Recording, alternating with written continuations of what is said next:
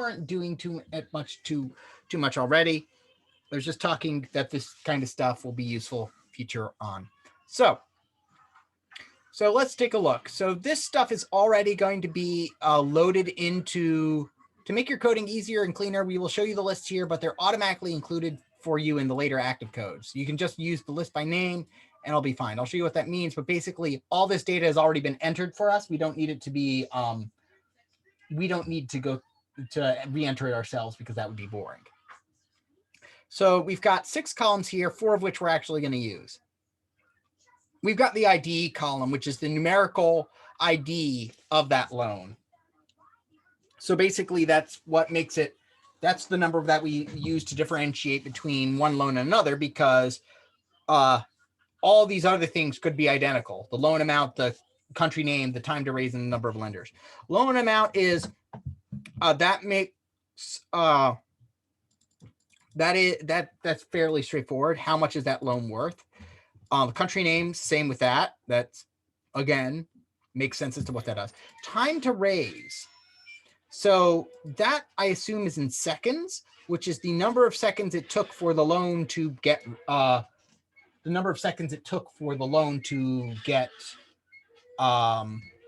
fulfilled. Okay. And then the number of total, lenders total, how many people funded the loan? Okay. So for instance, this one, this loan in the Philippines had one person front all $150 of it. Whereas here, this loan from Ecuador that had $1,000, 24 different people funded that. There are some, so as it points here, there's like some really great tools in Python, like NumPy, that are great for math. And then there's also better tools for working with absolutely large tables of data. This is just a very small data set, right? I think this is like 20-ish rows. We'll be able to check that very quickly. But the data set that they got from Kiva had 1.4 million rows. So right now we just need to make it small. So these will automatically be loaded, but notice that this is the loan amount, 1250, 500, 1450, 1250, 500, 1450, 200, 700, 200, 700, right? This has all been loaded in for us into this list. So loan amount, country names, time to raise, num lenders total. Now, how do we know which ones go with which? Well, they're in the same order of top to bottom as they were on up there. So index 0, so all of these lists are the same size, and index 0 refers to these different data fields respectively for the same loan. So loan 0 is a $1,250 loan from Azerbaijan that took almost 200,000 seconds to raise and had 38 total lenders. On the other hand, loan 1 was 500 for El Salvador with 18 people, right? So let's go ahead and start this. So compute the total amount of money loaned and stored in the variable loan total. So first, let's go ahead and just find out and show you what I mean, like about this, that to make your coding easier. We will show you the list here, but they'll be automatically included for you in later active codes. So for instance, I can just simply print out, let's see, loan amount, because this question asks us compute the total amount of money loaned. So let's go ahead and print out the loan amount. Let's run it. And it's helpfully telling us whether or not we did what we needed to do over here. But you can see, even though I haven't defined what loan amount is, it kind of did that in the background for me. They're using some website magic to make it easier for us. Okay. So let's go ahead and give you a couple of minutes to compute the total amount of money loaned and stored in loan total. You'll want to use loan amount to do that, right? So ideally, what are you doing? You're adding everything up in a loan amount and storing it in loan total. So loan total is equal to 0. Start there.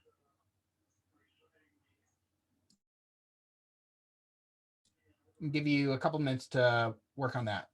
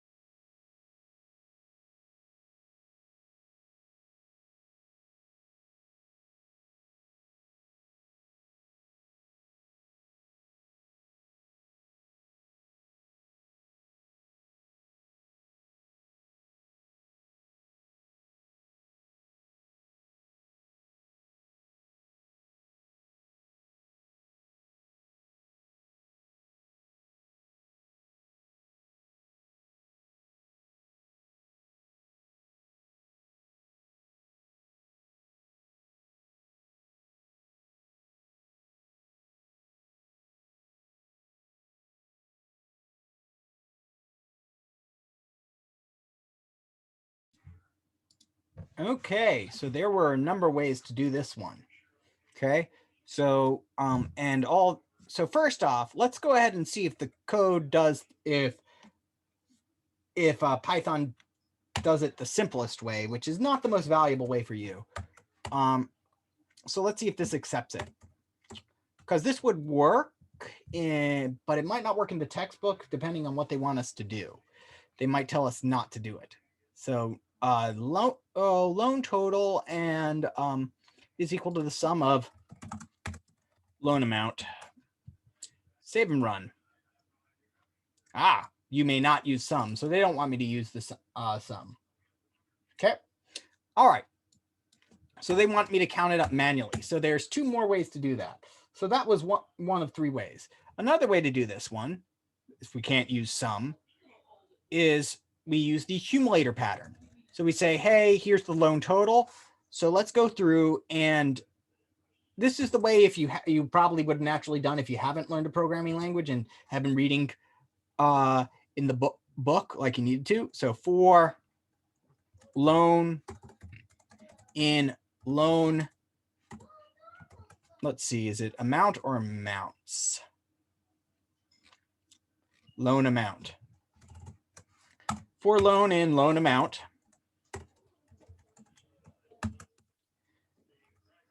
loan total plus equals loan underscore amount.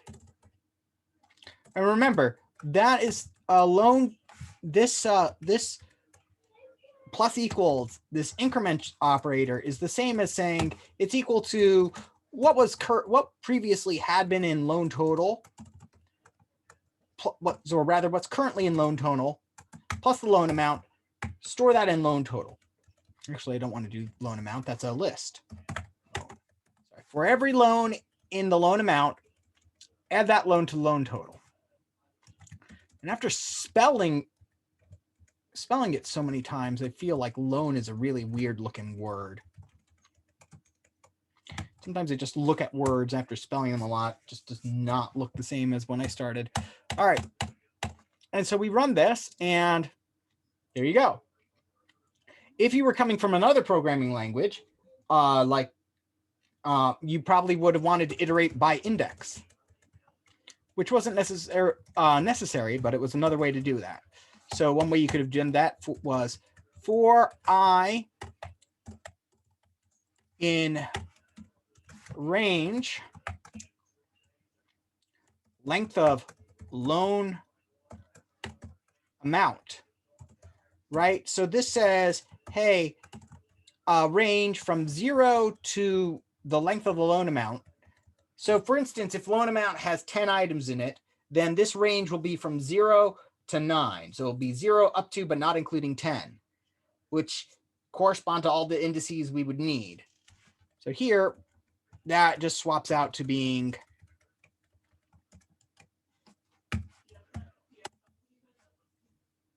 that.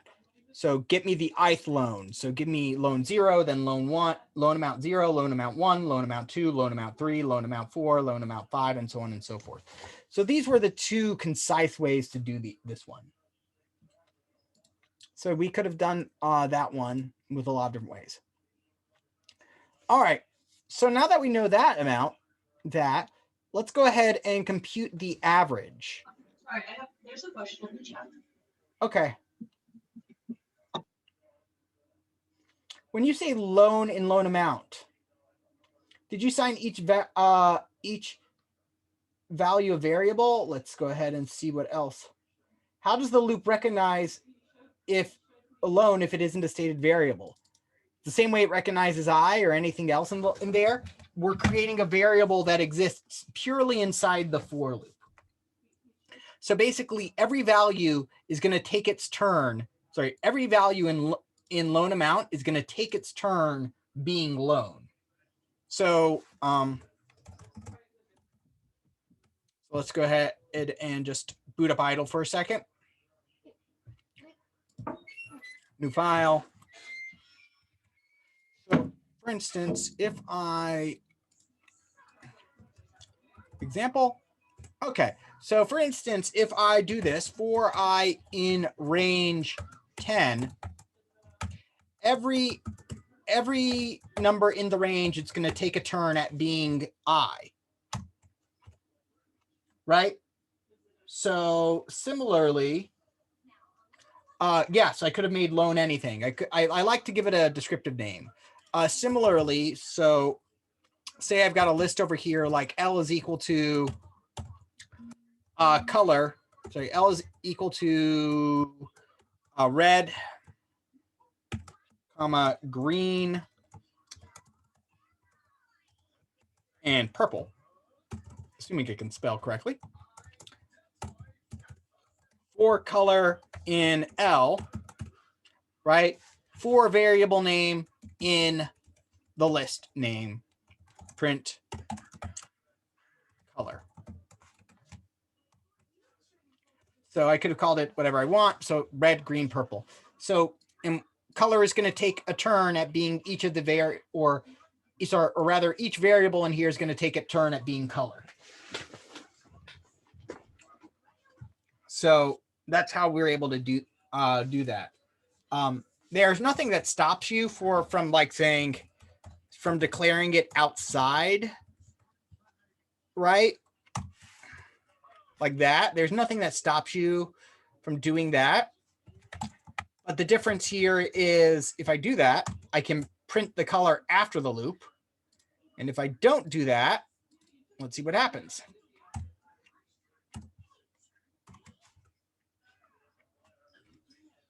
It still exists afterwards. Python's weird like that with for loops. But basically, this creates a variable in here. And when you do this, typically you only want to use it within the for loop. So now that you know this, right, it's fairly straightforward to actually, so I've went ahead and shared this. I'm going to share it again. It should be fairly straightforward to figure out what the average amount of money loaned was. Because after all, what is the average?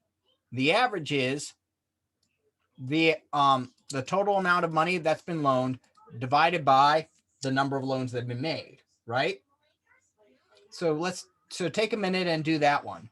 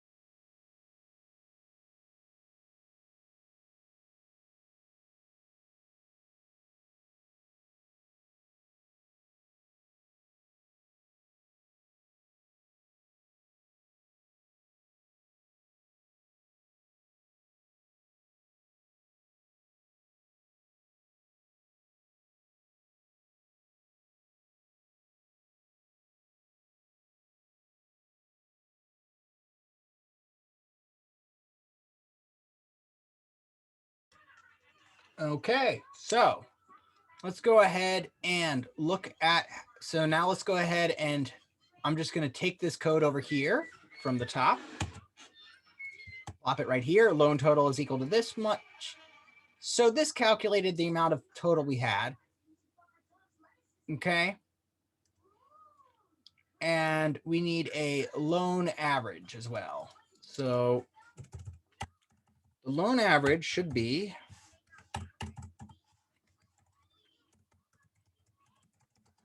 is equal to the loan total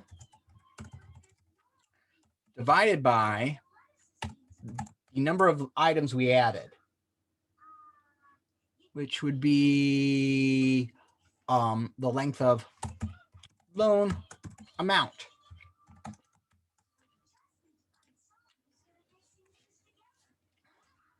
There we go.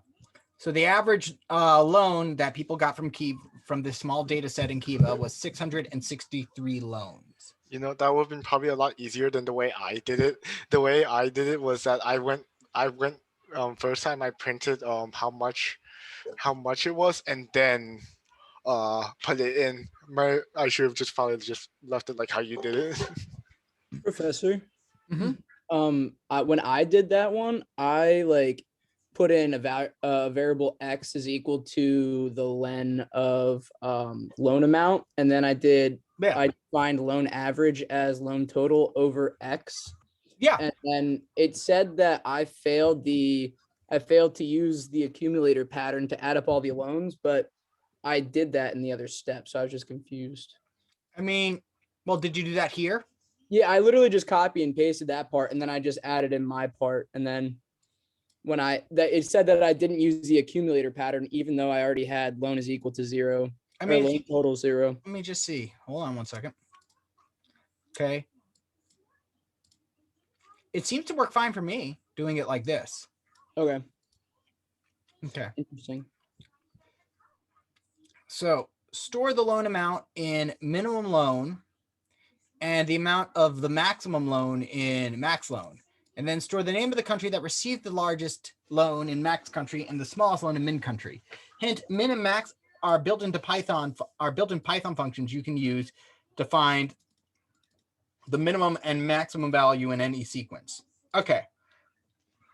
So the first part, I'm not going to lie, that's like super easy, right? How do I find the smallest loan? Well, okay, so we have our loan amount, right? First part is easy. Second part is annoying in almost any language, but it's actually not too bad in Python. So min loan, in other words, the smallest loan, is equal to min loan amount, right? That'll just pop out the smallest value. Make sense? Next one, and so to get the biggest loan amount, you just use max. Max and min are super useful functions built into Python. The reason why they're just built in like that. See? But now we need to store the name of the country that had the largest loan and the smallest loan. So, okay, our smallest loan was 100. Our largest loan was 1,800. Now, I could just manually kind of look down and see, okay, smallest loan was this one from the Philippines. So that's our smallest one. And then look for 1,800, right? And find out that it was the country of Georgia, not the state of Georgia, the country of Georgia. Okay, so the issue here is that this list could be like these could be, no, that's Jamaica. Or are you referring to, I don't know, is Georgia known for their bobsledders? I think I'm morbidly referencing the dude that passed away bobsledding. I forget. I'm not sure. Well, let's try to keep our morbid references out of the class, shall we? The reason I brought up Jamaica was because Dogecoin the first time it really got into the news was when they funded the Jamaican bobsled team. So so anyway, we've got Georgia, but again, this list could be huge. It could take me like minutes looking for this, but this process of physically doing it ourselves is useful because it's what our computer is going to do. We looked for the loan amount. We saw it was at index 0, 1, 2, 3, 4, 5. And so what country was at index 5? Philippines. So that's how we figure this out. We got to find out what the index of the item we're looking for is, right? So 0, 1, 2, 3, 4, 5. Now we could do something annoying like write a for loop to do that, right? Say min index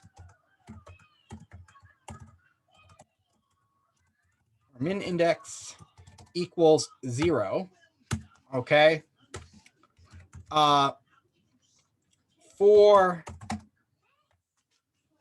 So I'm just trying to think about this. So yeah, for index in range length loan amount. Okay. And then we'd have to do an if statement, which is that saying, hey, if the loan amount equals the min loan. Again, this is not the easy way to do this. This is the hard way to do this. If the loan amount we're looking for is equal to the minimum loan. So in other words, there we go. If the index we're looking at contains the loan amount that's equal to the minimum loan, then min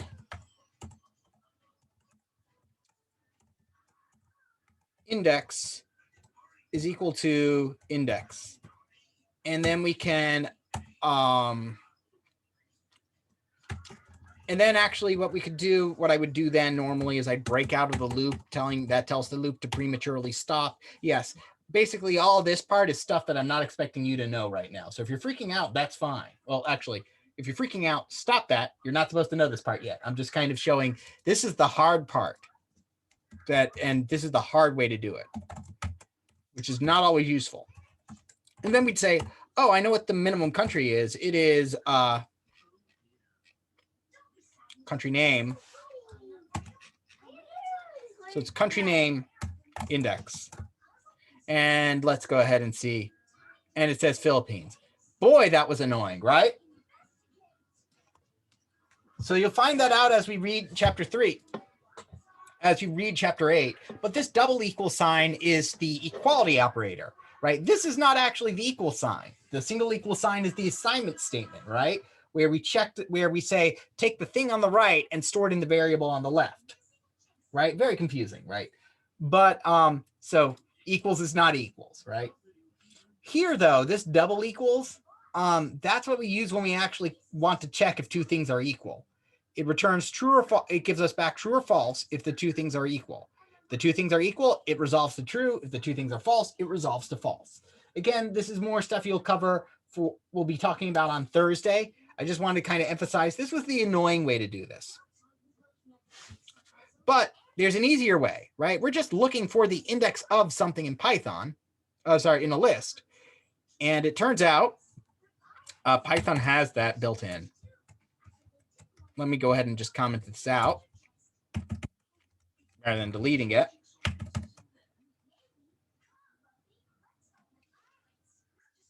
I have no idea. With ArcGIS Pro. But I mean, like Python is Python. This is gonna, so what I'm gonna do here is what I'm gonna do over here is I'm gonna get the min index again is equal to loan amount dot index of. It's either index of or index of. I can't remember if it's capitalized or not. We'll find out in a second when it blows up on us.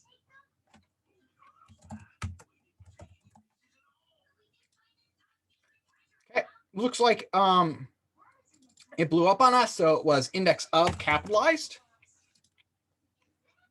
Really? Oh no, in that's what it is in Java. You see, this is the issue when you know a lot of languages. So index. There we go. So loan amount, index, min loan. So let's go ahead and print just to show you. Print min index, what went on there. So again, lists and sequences in general have a ton of useful built-in stuff in Python. Specifically, if you take a list and call index on it and pass it something, it will tell you what index that occurs at. So here, loan amount dot index min loan tells me what index the minimum loan occurs at, which it gets rid of the need for this annoying loop. And then I can say, hey, minimum country is equal to the country name with the minimum index. And that should have been min index too, rather than index. And then we can just do the same thing for maximum. Everybody understand what this code does or no? I kind of wanted to go through this one because it introduces some concepts you may have not learned. But we're able to do this because the data is organized. You know, it's organized by basically all the indices match. In other words, right, everything for loan 0 is in the indices 0. Everything for loan 5 is in indice 5. Okay, so the bracket. Can I see the code again? What? Yeah, I'm going to the code. So were the brackets not covered yet in the textbook? Or in the lectures? They should be at this point, but I will be happy to describe it. So, right, everything in a list or a sequence has an index in it, right? So, for instance, let's go ahead and say word is equal to hello, or rather, and it works the same for whether it's a string or it's a list. Word is equal to hello. For letter in word,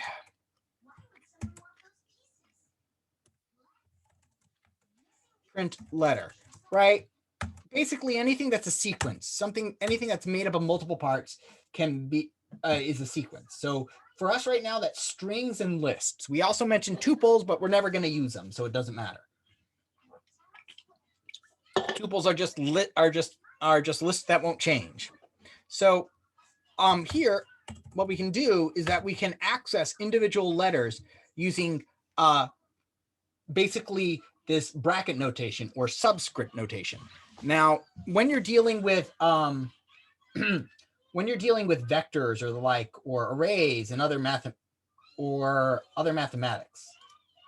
right?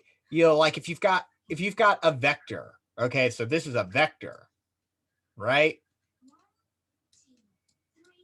Which is just simply saying it's made up of a lot of numbers, 1, 2, 3, right? I know I'm traumatizing some of you right now. You might write something like this if you wanted to get 1 out of it. You might write A0 to give me the number or A0 to give me the item at index 0. Or you might write A2 to give me the item at index 2, which would be 3, right? We use kind of that subscript notation, right? So what can I type on the computer? If your answer is subscript notation, that's right for this context. You can't really type subscript notation or superscript notation, right? So you can't really type exponents and basically the opposite of exponents in like basic kind of stuff, in basic kind of formatting, right? Ignore for the fact that very few things are basic formatted these days. So a lot of times, if I would say like underscore something or do subscript something, I might do exponents, like you'd read this as word squared, and you would read this as kind of the opposite where the 2 is down below. But right, in Python and other programming languages, this is often used as a separator between words. Underscore is normally part of a name. So the notation we use for subscripts and stuff is the bracket notation. So word 0 gives me H, gives me the thing at index 0. To get me the thing at index 1, that's E. To get me this thing at index 4, gives me O. So Ryan and Danielle, does this answer your question? Okay. Now, pop quiz for everybody. What's going to be word 5? Not actually pop quiz because I'm not going to grade you, but you know. Wouldn't it be an error because there's no word 5? Excellent. Excellent. Yeah, there is no word 5. Okay. Now, this one is going to be, is a naughty one. What's this one? Oh. It is O. What is it in other programming languages?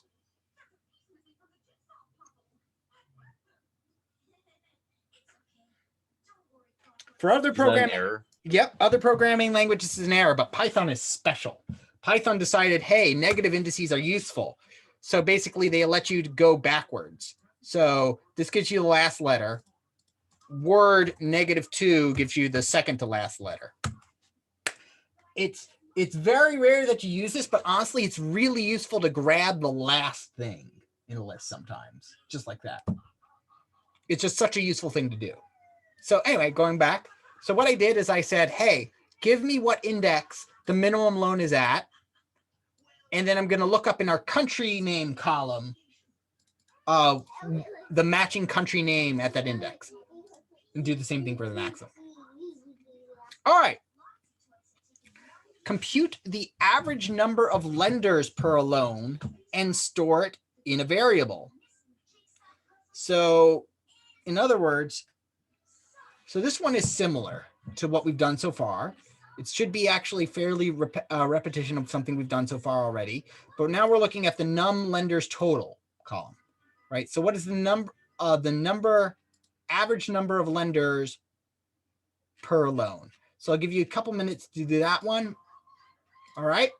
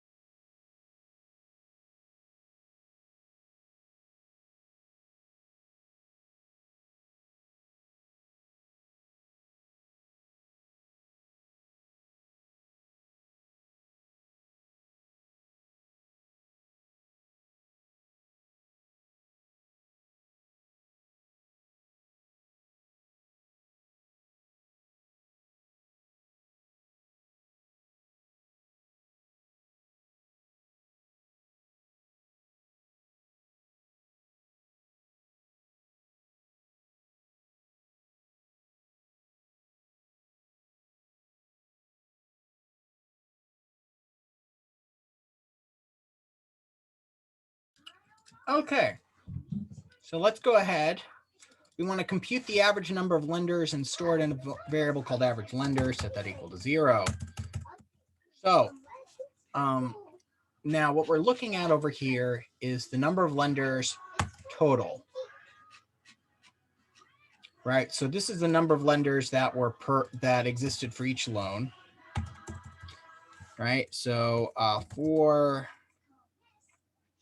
lenders in num lenders total, what do I want to do with them? I want to add them all up. How many? So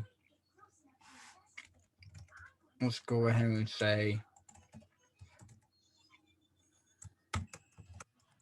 number of lenders is equal to 0 for lenders in num lenders total. What we're going to do is simply take the number of lenders and increment that by the number of lenders in that particular, we're going to increment it by by each item we see in the list. And then what we're going to do over here to get the average number is to take the number of lenders we saw and divide by the how many different loans there were,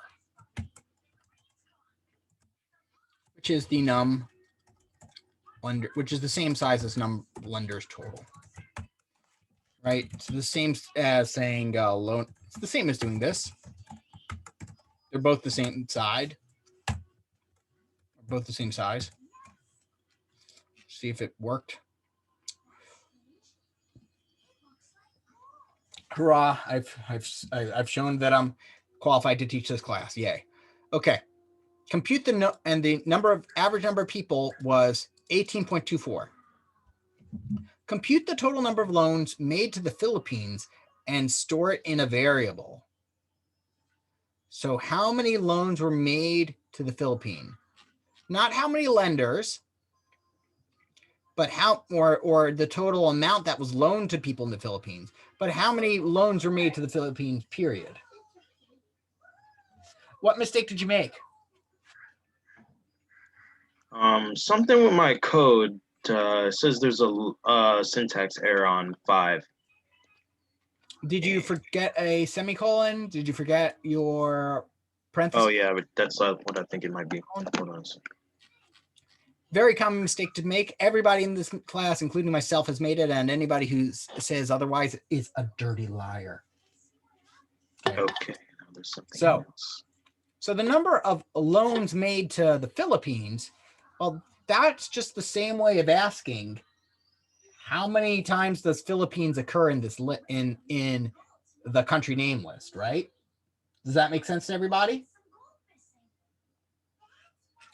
So the total number of loans made to the Philippines, not the total number of dollars, not the total number of lenders, but the total number of loans that were made to the Philippines, right? We could go through and say, this is the Philippines loan 1, 2, 3, 4, and so on and so forth.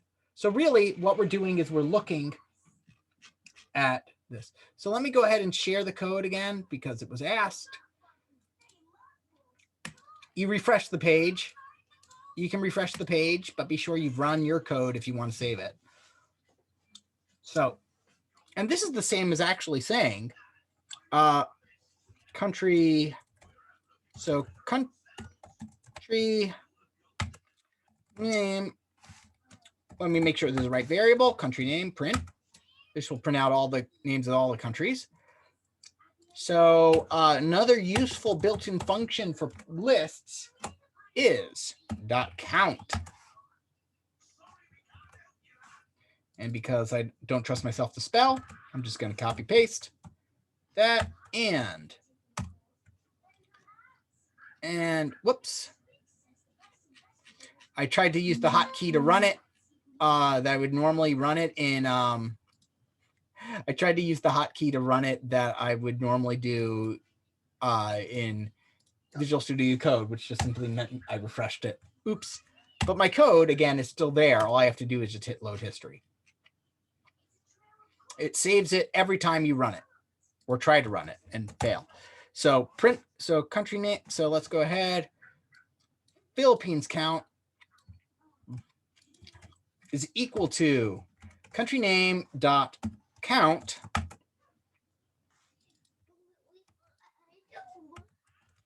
of Philippines. Save and run. And it seems to be perfectly happy. So that's a really easy way to do that. Right? That makes it really easy just to count the number of times that appeared, right? So again, if I go back over here with our word example where we have a word, again, it doesn't matter if it's a list or a string, it works the same way. Word dot count is of, if I ask it to count the L's, it will do so. It will tell me there's 2.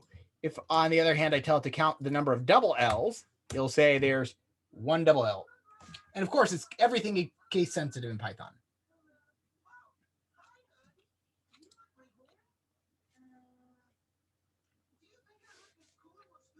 Okay. Okay, for each unique country name, print a line that shows the name of the country and then the number of loans made in that country, like this. Guatemala 1. Okay, so this would have been kind of really frustrating had to do with what you know without this. But here we've got a list of all the unique countries. So for each country name, so I'm going to share this with you because this is the necessary part for doing the next part, which I want you to try.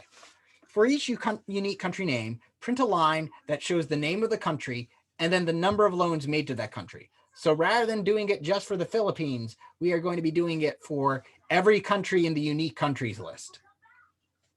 But of course, it'd be a pain to basically do, okay, print out country name.count Guatemala, print country name.count Paraguay. Instead of trying to do that like, one at a time, instead, you'll want to write a for loop that automates this process. All right, so I'll give you guys 5 minutes since this one's a bit of a tougher one. Don't plan on moving on to the tougher problems quite yet.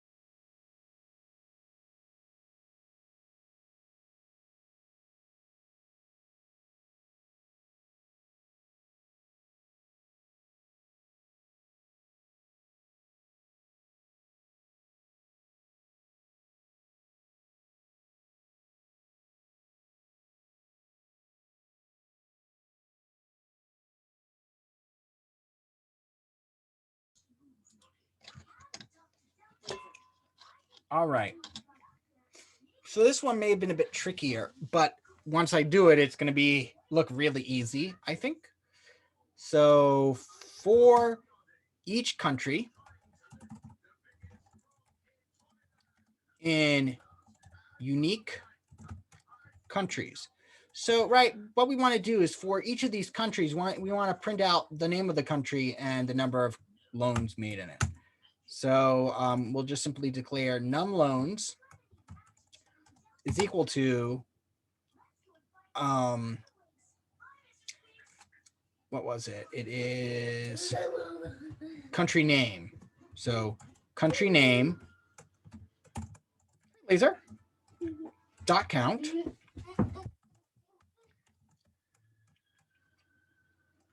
Country. So here, basically, I'm saying, hey, this variable, count how many times it appears in this list and store it in here.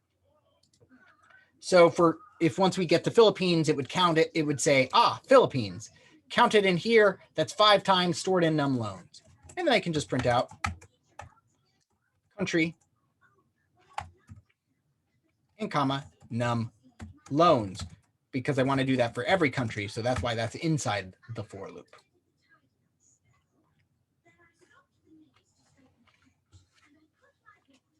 So that's how we do that one.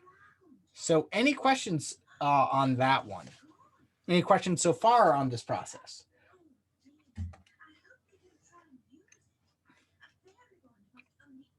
Can you explain again what's happening with the country name count again? So, right. So given that, so here, I'm going to go ahead and grab this and put it into here so we can play with it a bit easier, okay? And I'm also going to do that for our country name over here. Just going to copy this and I'm going to place it into here again, so it's easy. So here, right, all country name is, again, just to review, is this column of all this stuff, and it's just laid out horizontally for us. So this stuff has some repeats in it. And what we're doing is we're saying, hey, country name dot count. If I give it something, it's going to say, how many times does that appear in here? So I'm going to give it Kenya,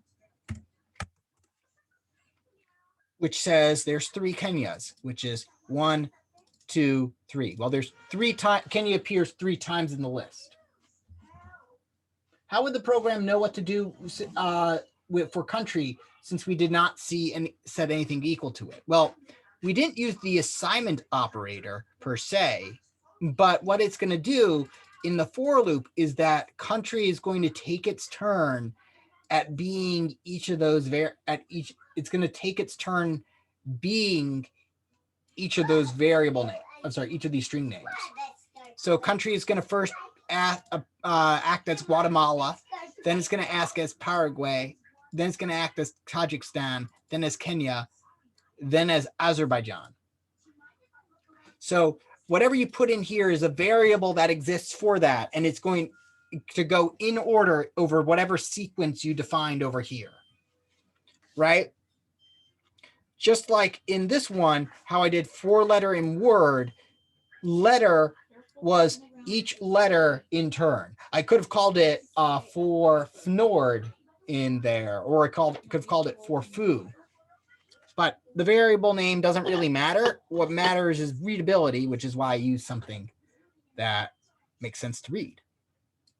So over here now, so if I set it as a variable, say, hey, name is equal to, so I'm going to do Uganda.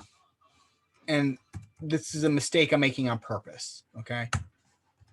Country underscore name dot count name. It's going to tell me 0. Now, the reason it gives me 0 is that even though there's clearly an Uganda in the list, they're not the same string. This one is uppercase, this one is lowercase. So so case sensitivity always matters in Python.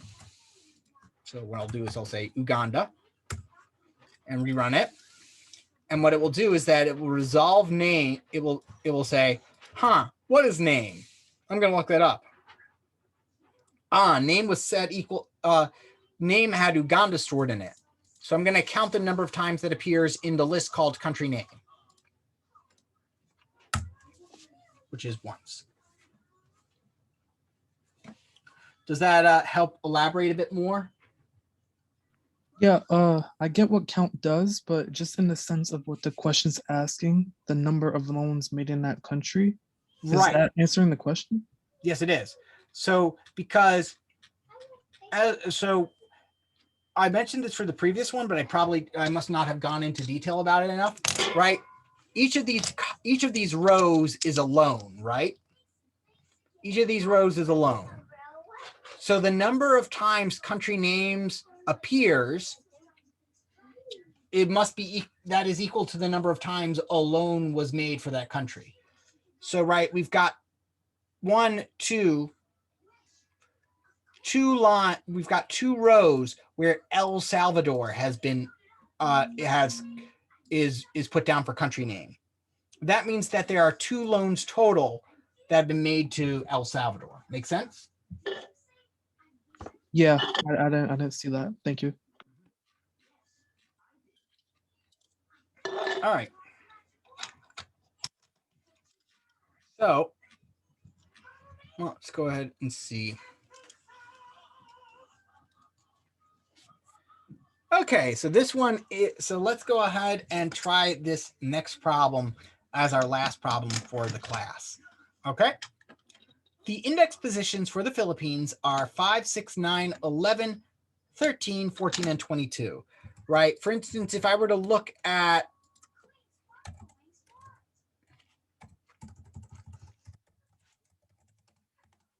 I'm just going to store that as locations is equal to, and all I did was copy paste that. So if I were to look at indices 5 and 6 and so on and so forth, we'd note that those are all the ones where we have Philippines noted as the country name. Okay. So it's asking, use that information to compute the average loan amount for the Philippines. All right. So let's go ahead and with our time limit being what it is, let's go ahead and walk through that. I'll walk through this one for you so you can follow along, right? So what it's asking is the average loan amount in the Philippines. So fortunately, we know what indices the Philippines occurs at. So for index in locations, right, if I do that, I can print out, hey, right, if I print out country name, which is completely irrelevant to the problem, I'm just kind of showing you here. We'll see that that those are all Philippines locations. If I print out loan amount, that gives me the respective amount for each of those loans, right? So it would be loan amount, country name. We don't need the country name since we already know it's the Philippines. But you can see here's the loan amount for each of those loans, and then what country it was. So it's asking me to compute the average loan. So let's go with total. So Philippines loans, assuming I can spell, which is becoming more questionable by the minute. So total Philippines loan is equal to 0.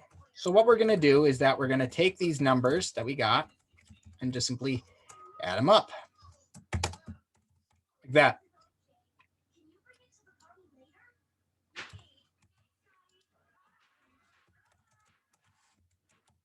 Why'd that happen?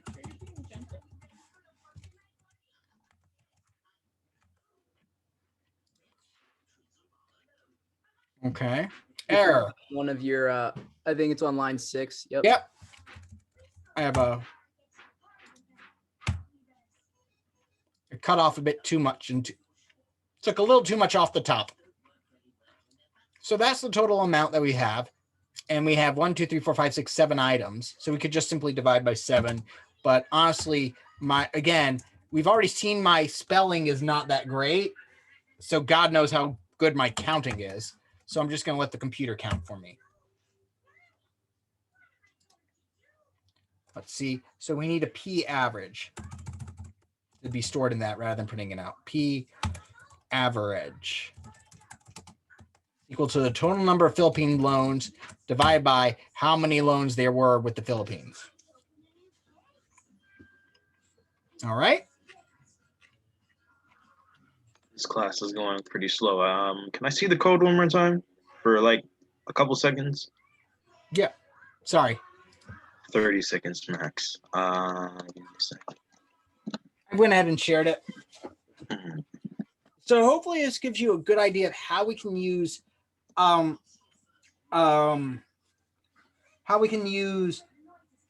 and the like to, not loans, but like data and the like to kind of figure out what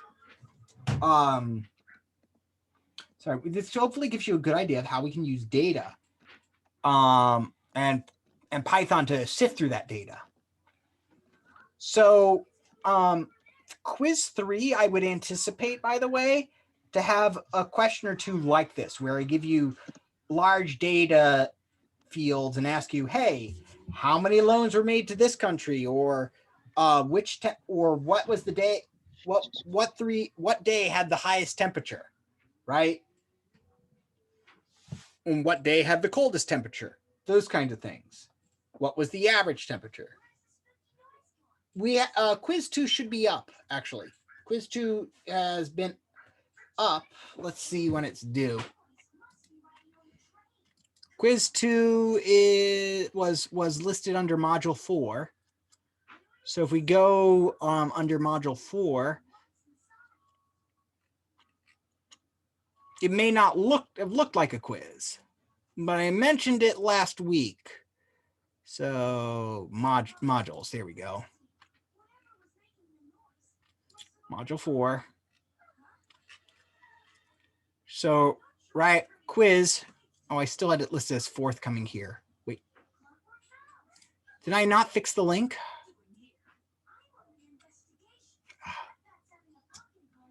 I think it's just turtles and for loops for the quiz. We go to assignments. It should be listed under assignments over here. Quizzes and for loops. You have until the end of the month to do the quiz. Let me go ahead, copy link location.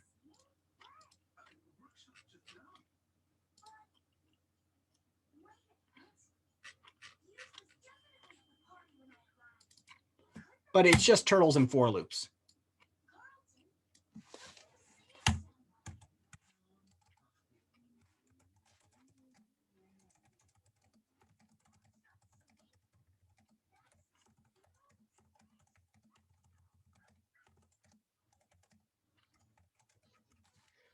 Really? My spell, where the keys are just right next to each other.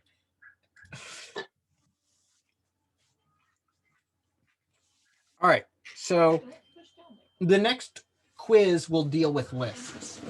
Okay, and again, with the quizzes, what I did is I changed the format of the quiz. Let me stop recording for a second.